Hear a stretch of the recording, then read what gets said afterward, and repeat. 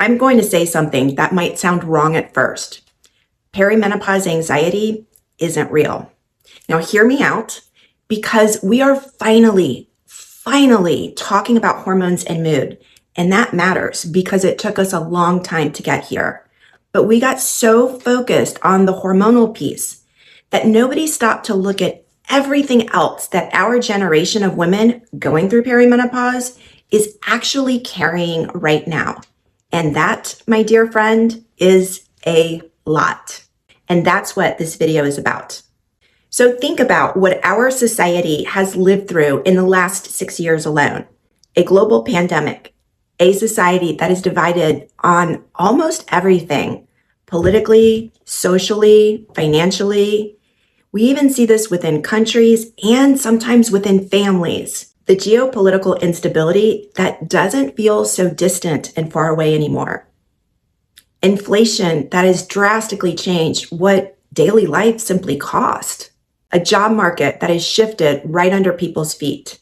Tighter finances, growing debt, and a cultural message that you should somehow want more and do more and be more while affording less. And underneath all of this is a slow erosion of trust in systems, in institutions, and in information itself.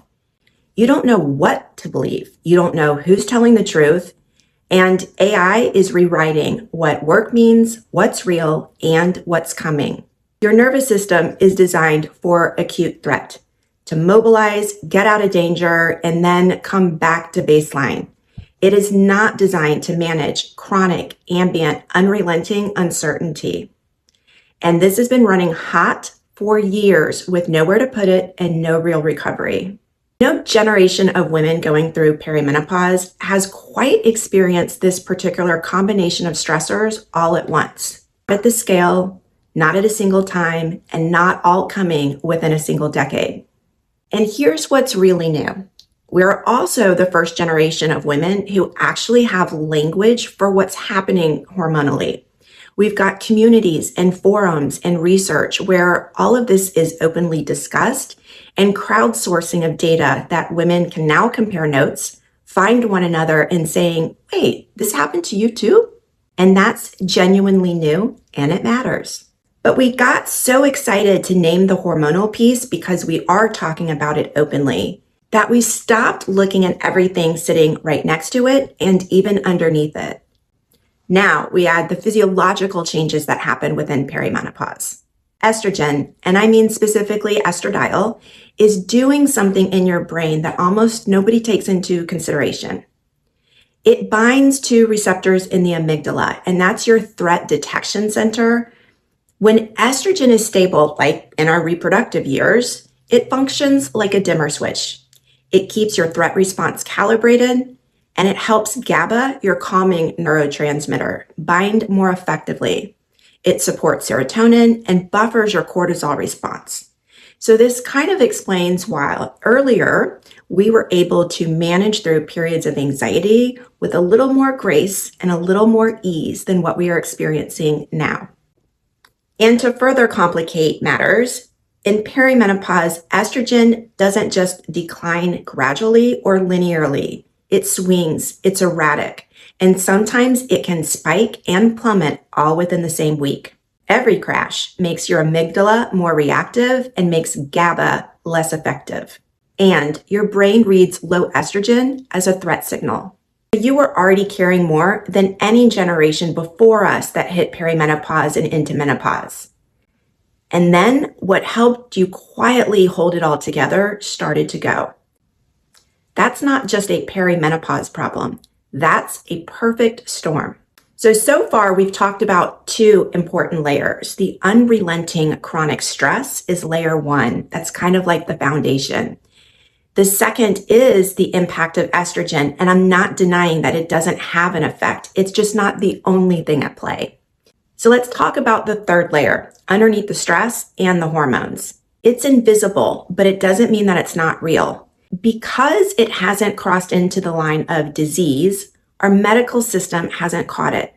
Because in our current system, doctors test for and run labs to rule out or diagnose disease. And what I'm about to share doesn't fall toward that end of the spectrum. Our system doesn't test for overall burden and physiological load.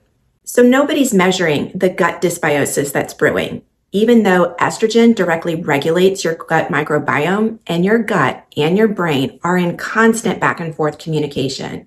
And a disrupted gut is one of the most unrecognized drivers of anxiety. Nobody's measuring the inflammation that is subclinical, the cortisol pattern that's dysregulated, but not technically diagnosable as a disease, the thyroid functioning that's at the low end of normal, and the immune system that is quietly activated and may remain in heightened alert. All of this costs something. All of it loads your nervous system. None of it gets named. And this is why, despite your efforts to clean up your diet, maybe exercising, throwing in a couple of breathing techniques, you still experience a little bit of what we label as anxiety. You've touched a couple pieces, but the rest is still running in the background. And you are carrying all of it with less hormonal resistance and a more reactive amygdala, and a culture that just calls it anxiety and tells you to move on. So when someone asks me, why now? Why is this happening now? This is what I tell them. It's not that you suddenly became anxious. It's that you were already managing an enormous load. And the one thing that held it all together so that you could quietly manage through it is no longer there. Chronic stress with no recovery. A hidden physiological burden nobody measures.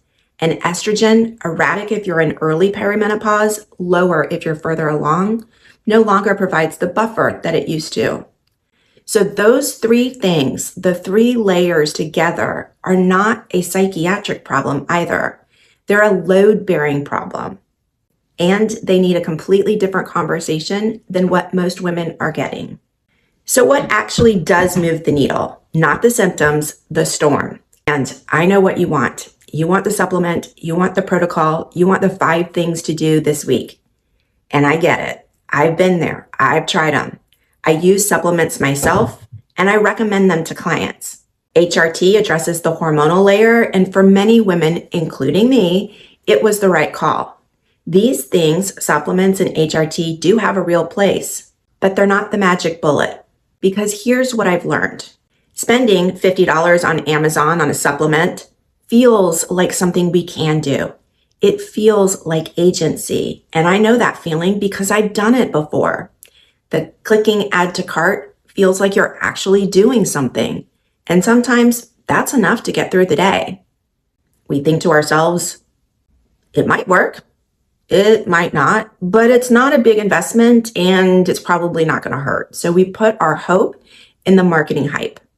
And I'm not saying any of this is wrong. I'm just saying it's incomplete because deep down, you already know the protocol isn't touching it, because everything that's going on is still actually there. The chronic stress, the hidden physiological load, the nervous system that's been running hot for years, no pill, no supplement is going to change that. It takes something different. It takes cutting the actual load, delegating, saying no, stopping trying to manage everything for everybody. It takes regulating your nervous system on a biological level. The breathing, the journaling, the writing, the humming, the singing, going outside and getting, I was about to say fresh air, but the freshest air we can get these days, a little vitamin D, those are some things that tend to work on your vagus nerve, not just your mood. It takes sleep and movement and nutrition as non-negotiables, not aspirations. And it takes a real shift in the mindset in what you're willing to change and how you're responding to a life that may need to look different and how we process information. And nobody wants to hear that because it's a lot more effort and a lot harder than a supplement and slower than a prescription. But it's the only thing that actually addresses the storm. And the beautiful thing is it is completely within your control. Now, I'm not being unreasonable. I don't expect you to quit your life and join a yoga retreat, but there may be things within your life right now that aren't absolutely necessary to keep owning on your own. Look for areas in your life where you can unload some of the physiological burden. The other thing is to look at how you can manage during times of heightened stress. What actions can you do to reduce the physiological response to the stressors that are there? The next step is obviously, where does your body need physiological supplementation or support, maybe even through HRT? And 4 is addressing all of those hidden physiological stressors that are contributing to the overall load. So that's what this channel is all about. I'm not about hype and I'm not about false hope. I am about empowering you to take control and reclaim your health. But this demands understanding the whole picture, the biology, the load, what's going on in your life, and making changes that actually shift it. We've been trained to look for quick fixes, to chase the symptoms. If something feels wrong, we want something to fix it immediately. And an $8 billion industry around supplements is built on keeping us in that pattern. Real agency, though, is harder and a little bit slower, but it is completely yours. In the end, it's about one choice, one behavior, one no at a time.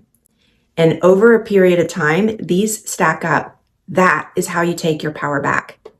So tell me in the comments, does your anxiety come in waves or is it just always there?